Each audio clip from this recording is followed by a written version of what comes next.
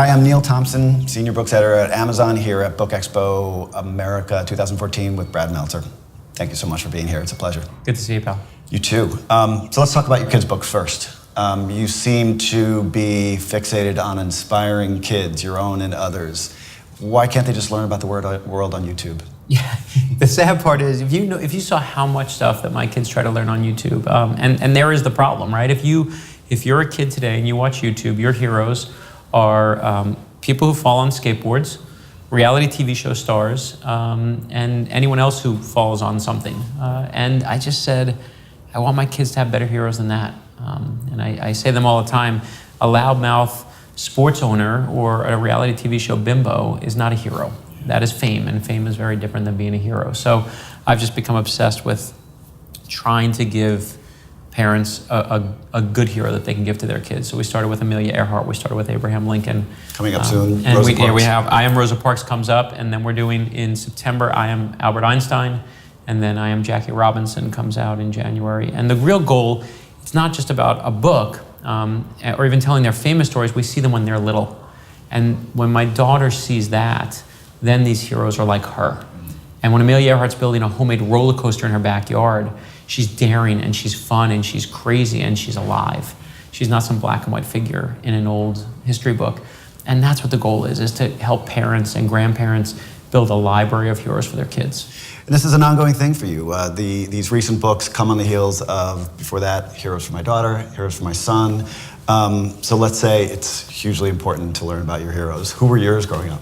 My first heroes were my first one was my grandfather, who was named Ben Rubin, and he used to tell me, he was the first storyteller I really ever knew, and he used to tell me the story about Batman. And the story went like this. He'd say, Batman and Robin are in the Batmobile, and they're going across a cliff, and in a white van in front of them the van has Joker, the Penguin, the Riddler, and Catwoman in them. And then they catch him. And I would go, tell it again. And he would say, Batman and Robin are in the Batmobile. And it was like a story of 40 words, but he would tell it over and over again. And to me, that's the definition of a hero, right? It was boring to him. It wasn't exciting, but to me, it was the greatest story of all time. It had a cliff, it had villains, it had good guys, they were racing. And that was the first hero I think I ever had in my life. And he gave me the love of story. Nice. So you're, in addition to inspiring kids, you're known for obviously your thrillers, best-selling thrillers, and decoding mysteries and digging into history and conspiracies. Why so paranoid?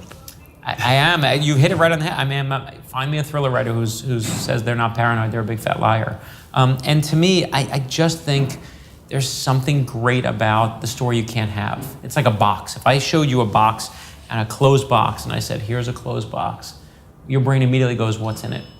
And to me, that's what those conspiracies are. It's like that closed box and I just want to know what's in it.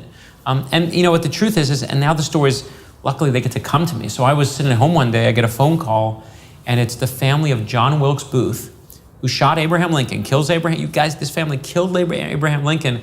Their lawyer called me and said they wanted to tell me a story that Abraham Lincoln's killer, John Wilkes Booth, did not die, as everyone thought 12 days later. He escaped, he took on a new identity. This is his family, and they have the proof. You want to hear that story, Brad? And I'm like, I want to hear that story. So that's a really fun day of work. So uncovering boxes, paranoia, what's the next thriller? The next thriller is The President's Shadow. Will be out in June, and it's basically a continuation of where we started with The Inner Circle, and then we went to The Fifth Assassin. And this one is, I'll tease it by saying, it gives you the answers to what happens to some of the bigger pictures we raise. But in the short term, you'll see that there's the First Lady. The chapter 1 opens up with the First Lady in the Rose Garden, and she basically builds a small garden for herself. She just wants one place to have privacy.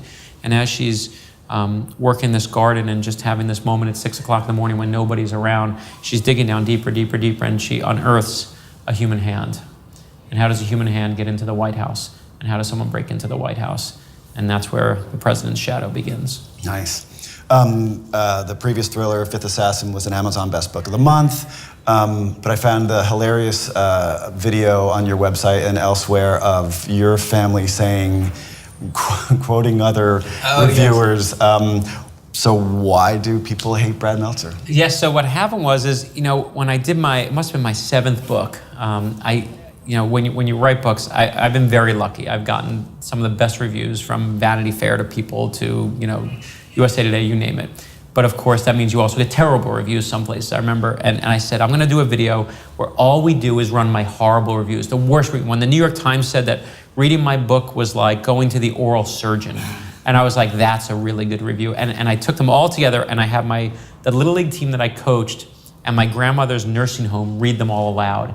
And Neil, I got to tell you, it was the most freeing thing. And to this day, I can't even name who they are, but the biggest writers that you can name have emailed me privately and said, thank you for that. It is one of the Thank you for putting that out. It's ownership of the horror and the pain that you suffer when you put your work out there. And I just love that people get it. You just embraced it. Nicely done. I'm going to go for it. Nicely done.